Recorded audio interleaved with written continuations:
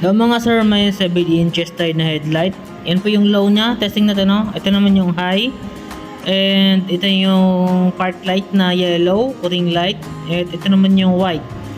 Ayan po. Ito naman yung bungo niya, na ilaw po yung bungo niya. Depende po kung gagamitin niyo siya o hindi. Choice niyo po dyan.